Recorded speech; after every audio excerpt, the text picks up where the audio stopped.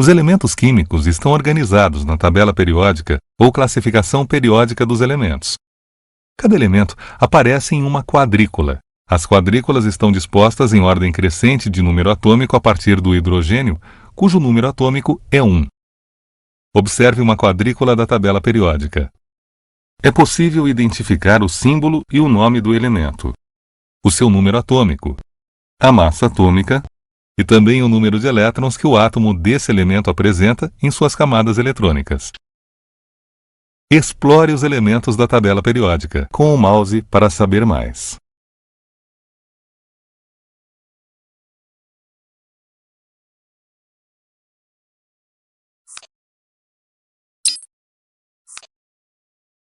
As linhas horizontais que aparecem na tabela são os períodos.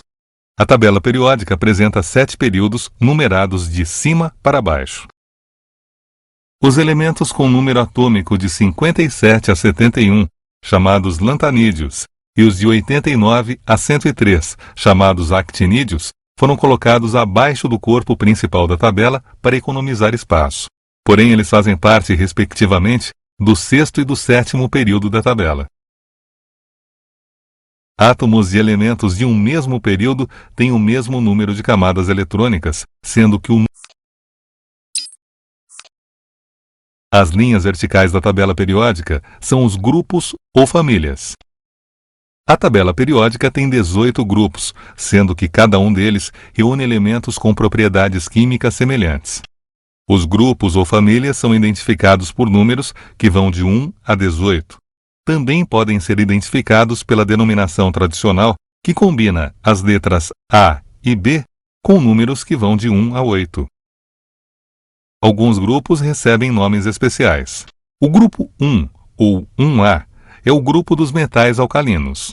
O grupo 2, ou 2A, é o grupo dos metais alcalino-terrosos. O grupo 16, ou 6A, é o grupo dos calcogênios. O grupo 17, ou 7A, é o grupo dos halogênios. O grupo 18, 8A, ou 0, é o grupo dos gases nobres. Para os elementos dos grupos A, chamados elementos representativos, o número do grupo indica o número de elétrons na última camada. Por exemplo, o flúor, o cloro, o bromo, o iodo e o astato estão na família 17, ou 7A. Isso indica que os átomos desses elementos possuem 7 elétrons na última camada.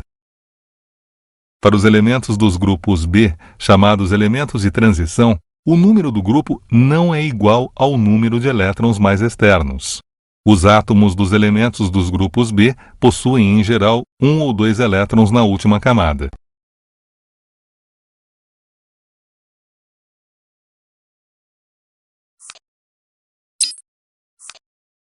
Uma classificação importante existente na tabela periódica é aquela que divide os elementos em metais, não metais e semimetais.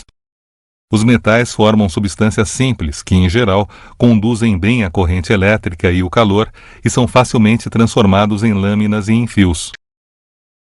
Os semimetais formam substâncias simples cujas propriedades são intermediárias entre as dos metais e as dos não metais. Os não metais formam substâncias simples que, ao contrário dos metais, não conduzem bem o calor nem a corrente elétrica, exceto o carbono na forma de grafite. Também não são facilmente transformados em lâminas ou fios. Com relação ao estado físico das substâncias simples formadas pelos elementos, pode-se dizer que os metais, nas condições ambiente, formam substâncias simples sólidas, exceto o mercúrio, que forma uma substância simples líquida. Dentre os não-metais, o carbono, o fósforo, o enxofre, o selênio, o iodo e o astato formam substâncias simples sólidas. O hidrogênio, o nitrogênio, o oxigênio, o flúor, o cloro e os gases nobres formam substâncias gasosas. E o bromo é o único não-metal que forma substância simples líquida nas condições ambiente. Todos os semimetais, boro, silício, germânio, arsênio, antimônio, telúrio e o polônio formam substâncias simples sólidas. Na tabela atual também se diferenciam elementos naturais e elementos artificiais.